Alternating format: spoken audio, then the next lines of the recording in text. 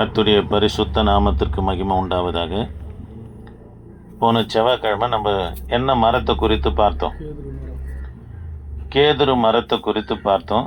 கேதுரு மரத்தினால தான் சாலமோன் தேவாலயம் கட்டுவதற்கு கேதுரு மரத்தை எடுத்ததுக்கான காரணம் என்னன்னா, அது கேதுரு மரத்தை உடனே அதாவது எடுத்து வேலை செய்ய மாட்டாங்க, வெட்டின மரத்தை வேலை செய்ய மாட்டாங்க. அதை 1 வருஷம் பக்குவப்படுத்துகிறாங்க. இரவு அதாவது மழை பனி வெயிலில் நல்லா காய வச்சு அதை பக்குவப்படுத்தி அதுக்கடுத்துமாயிட்டு ஜன்னல் கதவு வாசக்கால் சைஸாக அறுத்து எடுத்து வந்து செய்வார்கள்னா, அந்த செதுக்குறாங்க பாருங்கள், அப்போ இருக்கிற அதாவது புதுசாக பசுமையாக இருக்கிறது, அது எத்தனை வருஷம் ஆனாலும் அதோடைய நிறம் மாறவே மாறாது. அதே போல் கர்த்தருடைய பிள்ளைங்க பழமையாக போகக்கூடாது. எப்படி இருக்கணும்னு பார்த்தோம்? புதுசாக இருக்கணும்னு சொல்லி பார்த்தோம். சரி, இன்றைக்கு நம்ம என்ன மரத்தை குறித்து பார்க்க போகிறோம்னா, ஒலிவ மரத்தை குறித்து நம்ம பார்க்க போகிறோம். அல்லேலூயா, கவனிக்கிறீங்களா? சரி, ஒலிவ மரத்தை குறித்து பார்க்கலாம். இந்த ஒலிவ மரம் பைபிளில் ஒலிவ மலனும் வருது, ஒலிவ மரனும் வருது. சரி, எதுக்காக அதுக்கு ஒலிவ மலை என்று பெயர் வந்தது என்றும் பார்க்க போகிறோம். இந்த ஒலிவ மலையை கர்த்தர் ஒலிவ மரத்தை கர்த்தர் இஸ்ரவேலுக்கு ஒப்பிட்டும் பேசுகிறார். ஏன் இஸ்ரவேலுக்கு ஒப்பிட்டு பேசுகிறாருன்னு பார்த்துட்டு பிற்பாடு இந்த ஒலிவ மரத்தின் மூலியமாக ஒரு ஆவிக்குரிய காரியங்கள் ஒரு 4 காரியத்தை நம்ம வேகமாக பார்த்து முடிக்க போகிறோம். கவனமாக கேளுங்க, கர்த்தர் உங்களை ஆஸ்வதிப்பார். ஆமே. சரி, கவனிக்கலாம். இந்த ஒலிவ மலை எங்கே இருக்குதுன்னா, எருசலேமின் கிழக்க போனால் ஒரு மலை.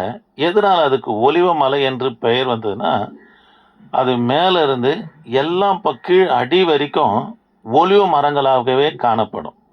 ஆகவே அந்த மலைக்கு என்ன பெயர் என்று அழைக்கப்பட்டது? ஒலிவ மலை என்று நம்ம அழைக்கப்பட்டது.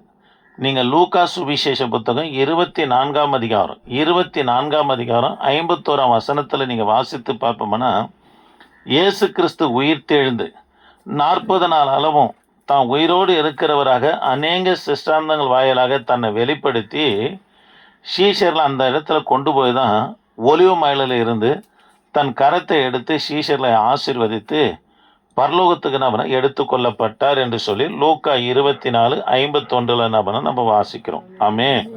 கவனிக்கலாம். அந்த ஒலிவ மலைக்கு கீழே தான் கெச்சமன தோட்டம் இருக்குது. ஏன் அதுக்கு கெச்சமன தோட்டம் என்று பெயர் வந்ததுன்னா, ஒலிவ மரம்னு சொன்னாவே மூலமொழியில செமன். சொல்லுங்க பார்க்கலாம். செமன். இப்போ இந்த ஒலிவ மலைக்கு கீழே அந்த தோட்டம் இருந்ததுனால தான் அதுக்கு கெச்சமனை என்ற ஒரு பெயர் வந்தது. அந்த கெச்சமன தோட்டத்தில் என்ன இருந்ததுன்னா, ஒலிவ மரங்களாகவே காணப்பட்டது. அல்லேலூயா. நம்ம கூட வேதத்தில் வாசிக்கிறோம், சீஷருக்கு கர்த்தர் திருவிருந்து ஆராதனையில் பங்கெடுத்து ஸ்தோத்திர பாடலை பாடி எங்கே புறப்பட்டு போனார்? ஒலிவ மலைக்கு புறப்பட்டு போனார்னு வாசிக்கிறோம். அந்த ஒலிவ மலைக்கு கீழே தான் கெச்சமன தோட்டம் இருக்கிறது. ஆமே. சரி, அது மாத்திரம் இல்லை, கவனிக்கலாம். அது மாத்திரம் இல்லை, இந்த ஒலிவ மலையை அந்த பக்கம் ஏறி போனால் பெத்தானியா என்ற ஒரு கிராமம் இருக்குது.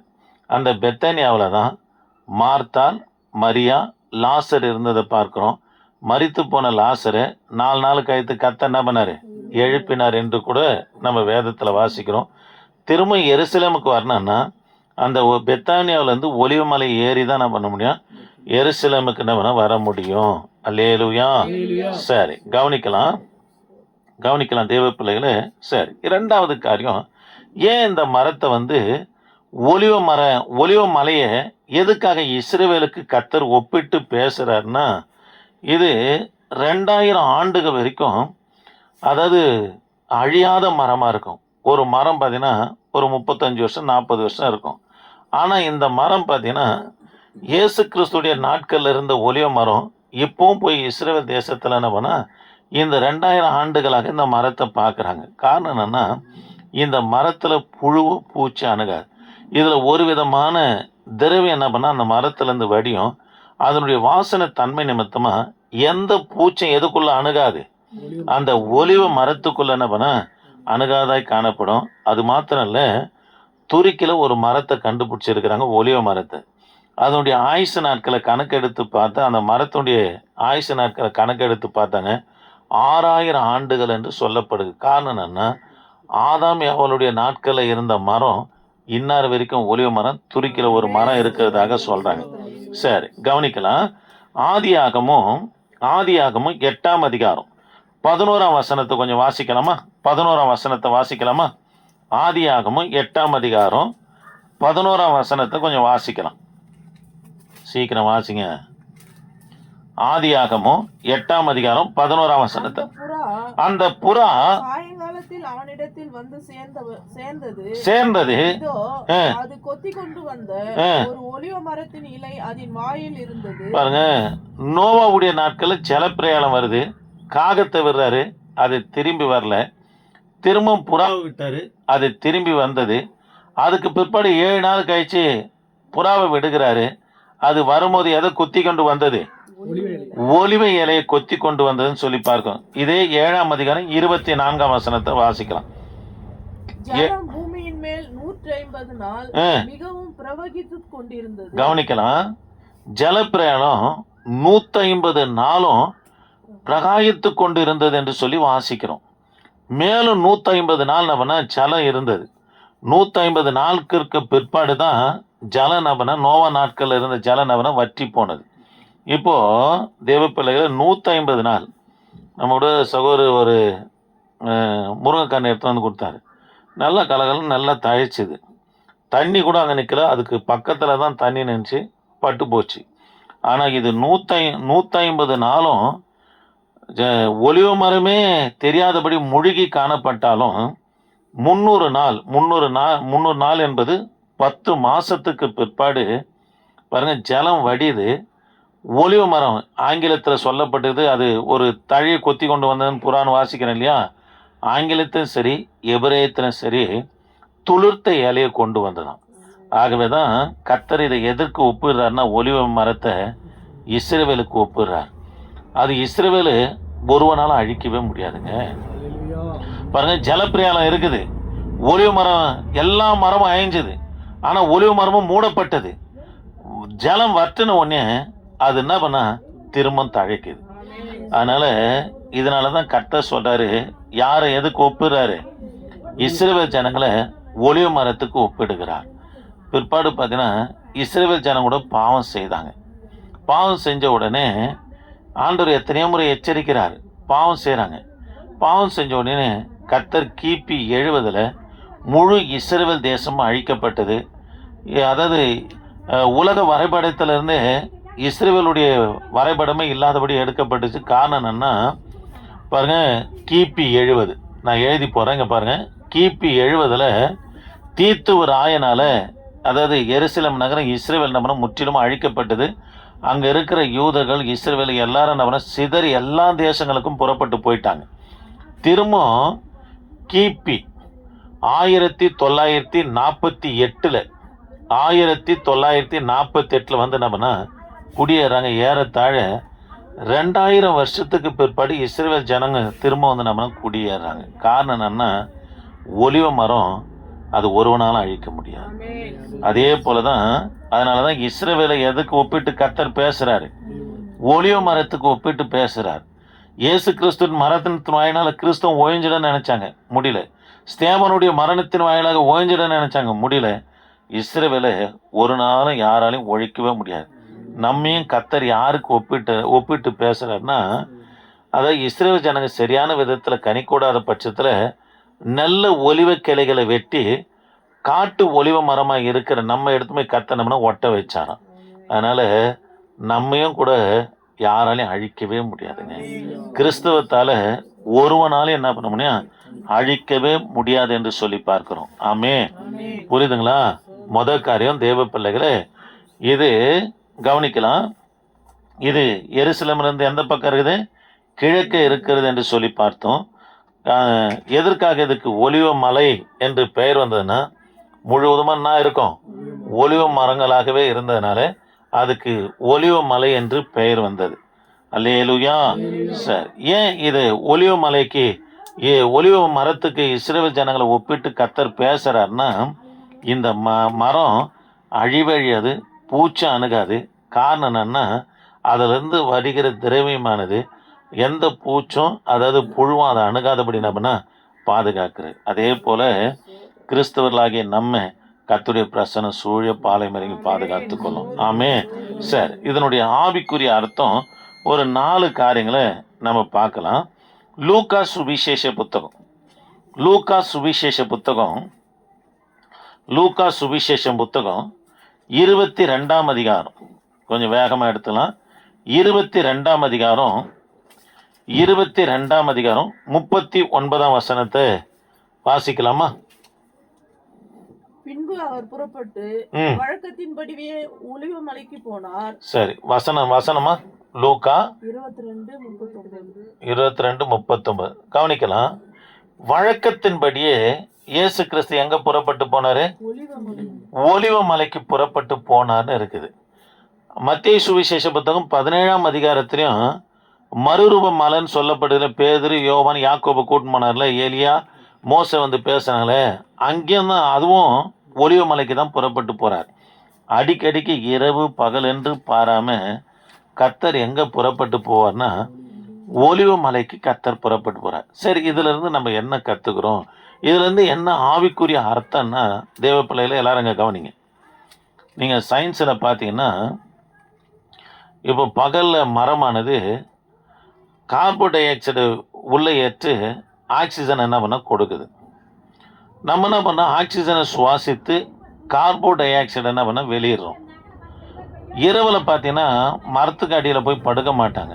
ஏன் படுக்க மாட்டாங்கன்னா, அது என்ன பண்ணால் கார்பன் டை ஆக்சைடை வெளியிடும். அது வந்து நம்ம சுவாசித்தோம்னா நம்ம பலவீனப்பட்டுருவோம். நம்ம அனுப்புகிற கார்பன் டை ஆக்சைடை அது சுவாசித்து நமக்கு அது என்ன கொடுக்குது? ஆக்சிஜனை கொடுக்குது. அந்த ஆக்சிஜன் பகலில் மட்டும்தான் அது ஆக்சிஜனை கொடுக்கும். அதை நம்ம சுவாசிக்கிறோம். இரவில் பார்த்தீங்கன்னா அது கார்பன் டை ஆக்சைடை வெளியிடுறதுனால நம்ம இரவில் போயிட்டு அது பக்கத்தில் படுக்கவோ இல்லை ஓய்வெடுக்கவோ ஆரம்பிச்சோன்னு வச்சுங்களேன், நம்ம பலவீனப்பட்டுருவோம். நமக்கு சரியான அதாவது காற்று என்ன பண்ண கிடைக்காது. தேவ பிள்ளைகளே, அதே இந்த மரம் பார்த்தீங்கன்னா இரவும் பகலும் அது என்ன கொடுக்குன்னா ஆக்சிஜனை மட்டும்தான் கொடுக்கும். அதனால்தான் வழக்கத்தின்படியே இரவானாலும் பகலானாலும் கர்த்தர் எங்கே புறப்பட்டு போனார்? ஒலிவ மலைக்கு புறப்பட்டு போனார்னு சொல்லப்பட்டு இருக்குது. அப்போ தேவ பிள்ளைகளே, இதனுடைய காரியம் என்னன்னா, இந்த ஒலிவ மரத்துடைய நிழலும் சரி அதனுடைய காற்றும் சரி மற்றவங்களுக்கும் அங்கே போகிறவங்களுக்கும் என்ன வருதுன்னா ஆரோக்கியமாய் காணப்பட்டது.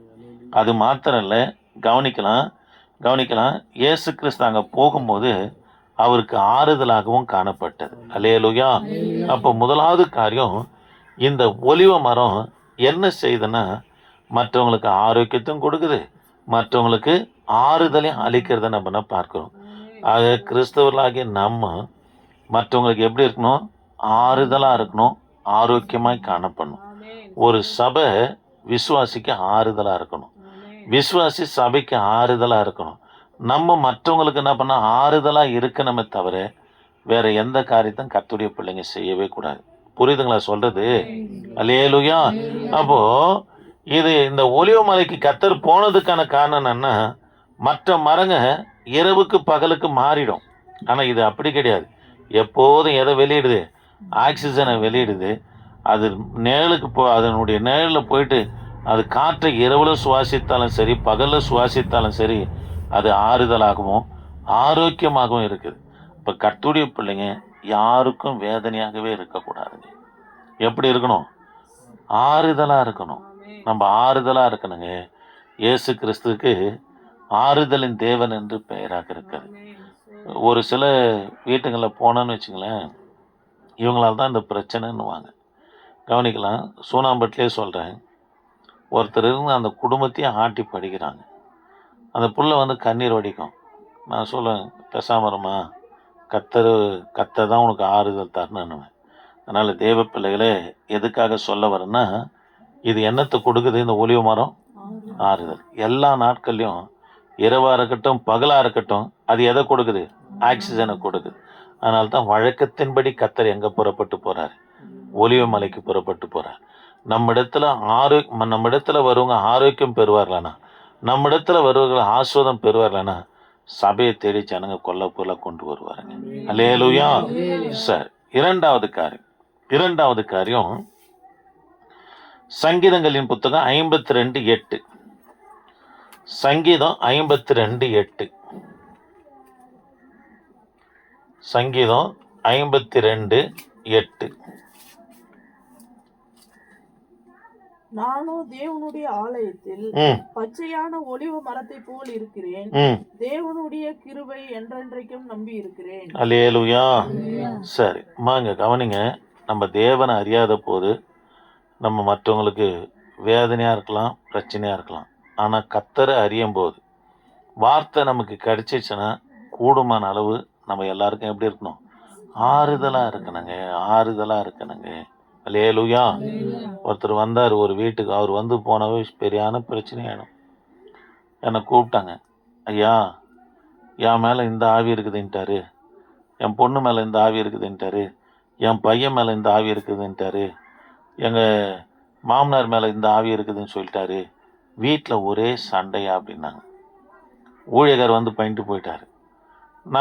நான் போகிறதுக்கும் அந்த ஊழியக்கார் அங்கே இருக்கிறதுக்கும் சரியாக இருந்தது. இது சோனாம்பேட்டில் நடந்த சம்பவம். ஐயா, நான் வந்தேங்க, பிசாசு அப்படி அப்படி சந்துக்க போனதை நான் பார்த்தேங்க. இப்படி பார்க்குறேன், இங்கே பரண்டை மேலே உட்காந்துக்கிறேங்க. எல்லாத்தையும் சொல்லிக்கினே இருந்தார். எனக்கு ஒன்றுமே புரியல. நான் அவர்கிட்ட கேட்டேன், இயேசுநாதர் இருக்கிற மாதிரி என்ன தரிசனம் பார்த்தேன்? அதெல்லாம் இல்லையா, பிசாசு தான் அப்படி போகிறான் இப்படி போகிறான், இங்கே நிற்கிறான் பாரு, அந்த சைடில் மூலையில் கூட நிற்கிறான், என் கண்ணுக்கு தெரியுதுன்னாரு. அதுக்கு நான் சொன்னேன், இருதயத்தில் சுத்தமுள்ளவன் யாரை தரிசிப்பான்? கர்த்தரை தரிசிப்பான். நீ எல்லாத்தையும் பிசாசுன்னு பார்க்குறேன், உன் இருதயம் எப்படி போய் இருக்குதுன்னு. அதோட அந்த குடும்பத்துக்கு தீர்க்க தரிசனம் சொல்லத்தையும் விட்டாரு. இப்போ வரத்தையும் நிறுத்தினார் அந்த குடும்பத்துக்கு. அதனால நம்ம யாருக்கு என்ன தரவுகளாக இருக்கணும்? ஆறுதல் தருகிற பிள்ளைகளா நம்ம இருக்கணும். சரி, இரண்டாவது காரியம் கவனிக்கலாம். நான் தேவனுடைய ஆலயத்தில் ஒலிவ மரத்தை போல இருக்கிறேன், தேவனுடைய கிருபையை என்றென்று என்ன பண்றேன்?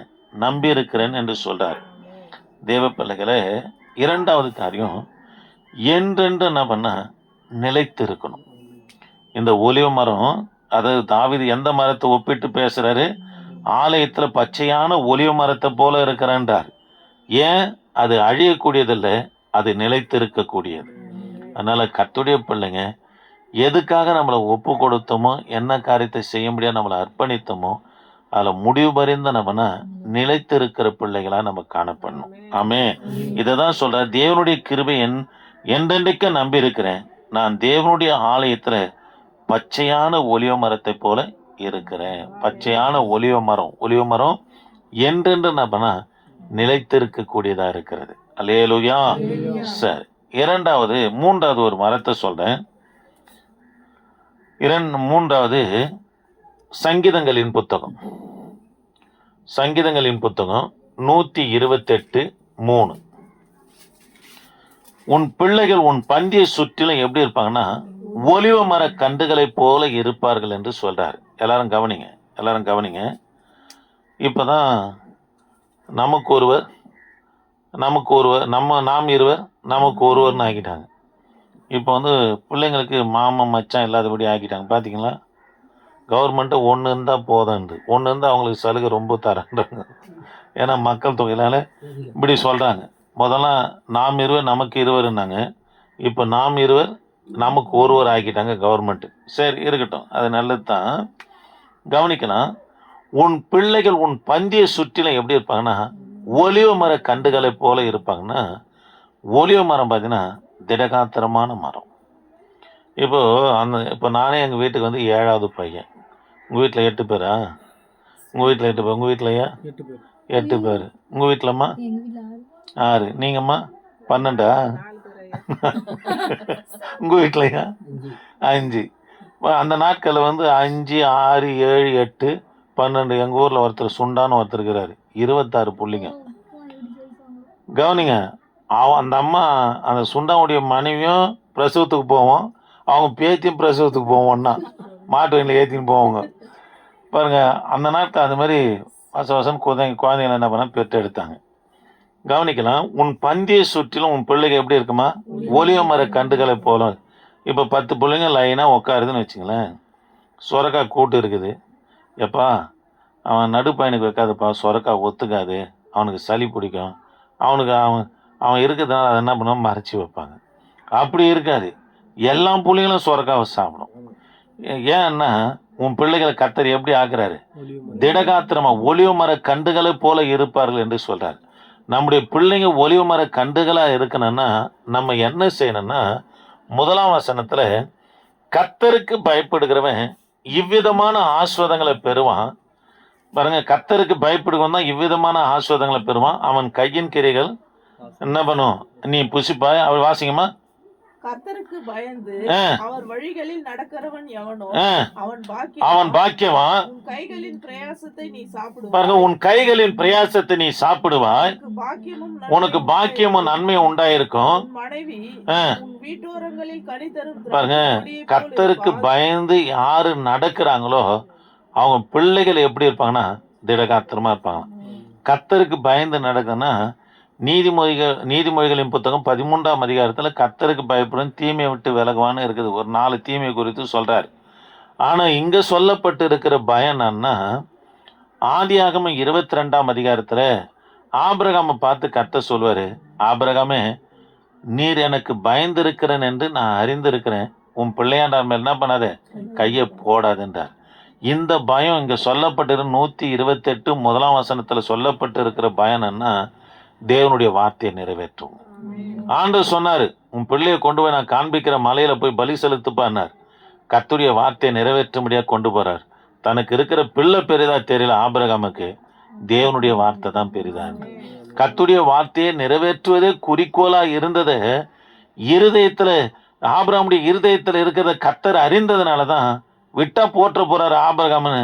ஆபிரகாமே நீ எனக்கு பயந்து இருக்கிற, என் வார்த்தையை நீ நிறைவேற்றுவேன் என்று நான் அறிந்திருக்கிறேன், ஆனா உன் பிள்ளைய நம்ம என்ன பண்ணாத, கத்திய போடாத என்று கர்த்தர் நம்ம சொல்லுகிறத பார்க்கிறோம். ஆமே. அதனால தேவ பிள்ளைகளை முதலாவது காரியம் நம்ம என்ன பண்ணனா, மற்றவங்களுக்கு ஆறுதலும் ஆரோக்கியம் உள்ளவர்களா இருக்கணும். 2வது, நம்ம என்ன காரியத்தை தீர்மானித்தோமோ அதுல முடிவு பறிந்து என்ன பண்ணோம், நிலைத்திருக்கிறவர்களாக இருக்கணும்.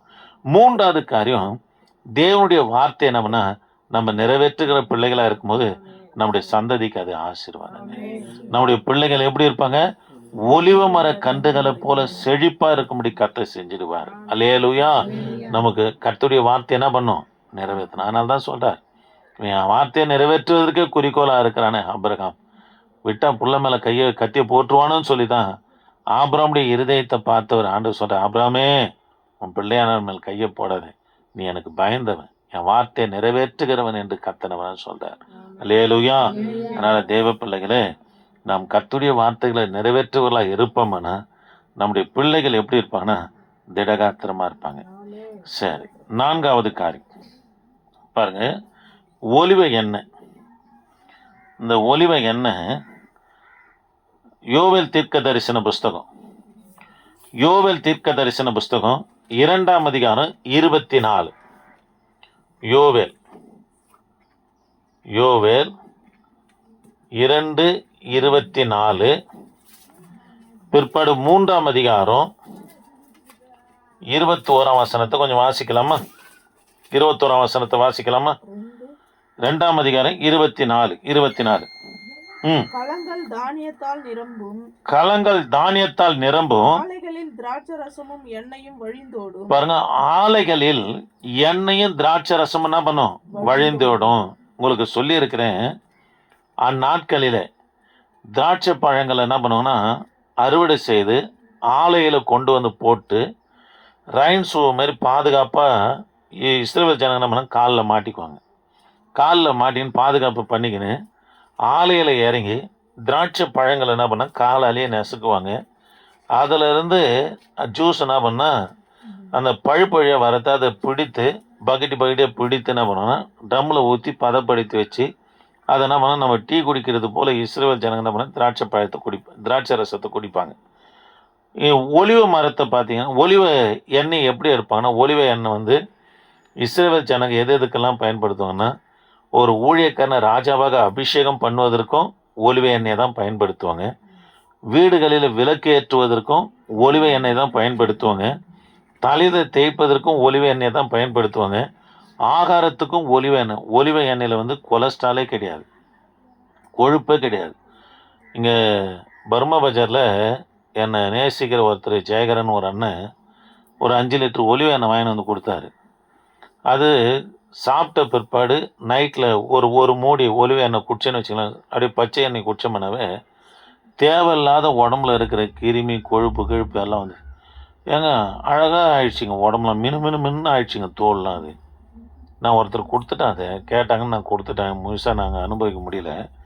எதுக்காக சொல்ல வரனா தேவ பிள்ளைகளே, ஒலிவ எண்ணெய் எதுக்கு பயன்படுத்துகிறாங்க இஸ்ரவேல் ஜனங்க? சமையலுக்கு, தலையில் தேய்ப்பதற்கு, அபிஷேகத்திற்கு, விளக்கு ஏற்று, அதாவது சுத்தமான இடித்த பிழிந்த ஒலிவ எண்ணெயை தேவாலயத்தில் கொண்டு வந்தோடனே பொன் குத்துவலுக்கு என்ன பண்ணுறாங்க, அதில் தான் ஏற்றுவாங்க. கவனிக்கலாம், இந்த ஒலிவ எண்ணெய் எப்படி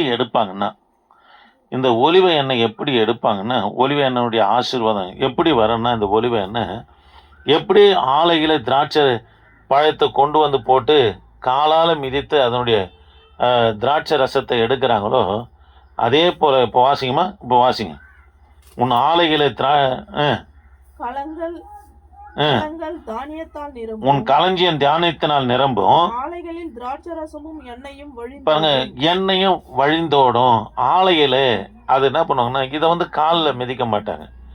ஒலிவ பழங்களை பறித்து காய வச்சு நம்ம ஆட்டுவோம் பார்த்தீங்களா, ஆட்டுக்கல், ருப்புக்கல். இன்னும் இவ்வளோ பெருசு வச்சுருப்போம், இப்போ பார்த்தீங்கன்னா சின்னதாக ஆயிடுச்சு இப்போ ருப்புக்கல். அந்த நாட்களில் இது ஒலிவ எண்ணெய் எடுப்பதற்காக நல்ல பெரிய ஒரே பாறையில் பெரிய ஆட்டுக்கல் என்ன பண்ண வெட்டிடுவாங்க. வெட்டிட்டு அதுதான் ஆலை. அதில் கொண்டு வந்து ஒலிவ பழங்களை காய வச்சு அதில் போட்டு ருப்புக்கல் என்ன பண்ண ஒன்று மாடு இல்லை கழுதை வச்சு என்ன பண்ண சுத்த வைப்பாங்க. சுத்த வச்சோடனே மேலே இருக்கிற ருப்புக்கல்லும் கீழே இருக்கிற கல்லுனால, அந்த கீழே இருக்கிற கல்லு நான் குந்தானின்னுவாங்களா, என்னன்னு சொல்லுவாங்கம்மா? குந்தானியா என்ன சொல்லுவாங்க? புடிக்கல், அந்த ஆட்டுக்கல். அது கீழே இருக்குது குந்தானு. இந்த 2 கல்லும் அந்த பாறை, அந்த ஒலிவ பழம் அடிப்பட்டு நசுங்கி என்ன பண்ண ஒலிவ எண்ணெய் கொடுக்கும். தேவ பிள்ளைகளை பாருங்க, கவனிக்கலாம். இதுல இருந்து ஒலிவ எண்ணெய் வரும். அது பிறருக்குன்னா அதுக்குன்னா ஆசீர்வாதமாக இருக்கிறது. அல்லேலூயா.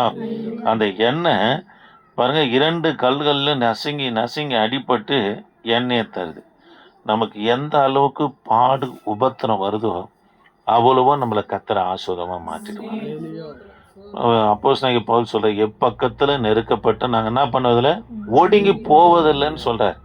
இப்போ எல்லா பக்கமும் அடிப்படுதுன்னா கர்த்தர் நம்மளிருந்து ஏதோ ஒரு ஆசீர்வாதத்தை எடுக்க போறாருன்னு அர்த்தம். நம்மளிருந்து ஏதோ ஒரு காரியத்தை கர்த்தர் நடப்பிக்க போறாருன்னு அர்த்தம். அதனால ஆண்டோடைய பிள்ளைங்க என்ன பண்ணக்கூடாது, சோர்ந்து போகவே கூடாது. சரி, இந்த ஒலிவ மரத்திலிருந்து ஒரு 4 காரியங்களை ஆவியானவர் நமக்கு கற்றுக் கொடுத்தார். 1, இது ஆறுதல் தரக்கூடியது. 2வது, நம்ம என்றென்று என்ன பண்ணோம், கர்த்தருடைய காரியத்தில் நிலைத்து இருக்கணும். ஊழியமா, வேதம் வாசிப்பா, அபிஷேகமா, எதுக்கு நம்மளை அர்ப்பணித்தோமோ அதில் நிலைத்து இருக்கணும். 3வது, கர்த்தருடைய வார்த்தையை நிறைவேற்றோம்னா நம்முடைய பிள்ளைங்க திடகார்த்தமாக ஒலிவ மரத்தை போல காணப்படுவோம். 4வது, தேவ பிள்ளைகளை, இது மற்றவங்களுக்கு ஆசீர்வாதம் கொடுக்குது, எண்ணெய் கொடுக்குது ஒலிவ மரம். இப்போ எப்படி அது அந்த ஒலிவ எண்ணெய் வருது, 2 கல்லுகளால் நசுங்கி தான் அது வருது. அதனால் நம்ம எந்த அளவுக்கு உபத்திரம், பிரச்சனை, போராட்டம் ஊழியத்திலையும் சரி, குடும்பத்திலையும் சரி, தனிப்பட்ட காரியத்தில் நமக்கு வருதோ நம்மளிருந்து கர்த்தர் நல்லதை எதிர்பார்க்கிறார். நம்மளிருந்து ஆசீர்வாதத்தை கொண்டு வரும்படியே கர்த்தர் செய்வார். ஆமே, அல்லேலூயா. சரி, முழங்கால் படியில்லாமா? மாலையில் நம்ம நியாயாதிபதிகள் புத்தகத்திலேருந்து 3வது நியாயாதிபதியை நம்ம தியானிக்க போகிறோம். கண்களை மூலம். என் ஆண்டவரே, நாங்கள் உம்மை துதிக்கிறோம். பரிசுத்தரே, நாங்கள் உம்மை துதிக்கிறையா. ஆண்டவரே, இந்நாளில் ஆண்டவரே, அப்பா ஆண்டவரே, நாங்கள் ஒலிவ மரத்தை குறித்து தியானிக்க என் தகப்பனே, நீங்கள் பாராட்டி நம்முடைய இரக்கத்துக்காக, உம்முடைய தயவுக்காக நன்றி செலுத்துகிறையா. உம்முடைய தயவுக்காக நன்றி செலுத்துகிறையா. சோத்திரம் சோத்திரம் சோத்திரம் சோத்திரம் சோத்திரம் சோத்திரம் சோத்திரம்.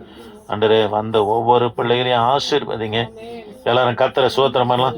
சோத்திரம் சோத்திரம் சோத்திரம் சோத்திரம் சோத்திரம் சோத்திரம். வந்த ஒவ்வொரு பிள்ளைகளையும் ஆசீர்வதிங்கப்பா. அது மாத்திரம் இல்லை ஆண்டவரே, மாலையில நடக்க போகிற ஆண்டவரே அப்பா, ஆண்டவரே துதி ஆராதனையும் கர்த்தர் நீங்க ஆசீர்வதிங்க. ஆண்டவரே இந்த செய்தி கேட்கிற பிள்ளைகளையும் ஆசீர்வதிங்க. தொடர்ந்து உமது காரம் உடைய தயவு எங்களோடு இருக்க என் தகப்பனே நீங்க உதவி செய்யுங்க, வழி நடத்துங்கப்பா. இயேசு நாமத்தை ஜெபிக்க நல்ல பிதாவே, ஆமென். அல்லேலூயா அல்லேலூயா அல்லேலூயா.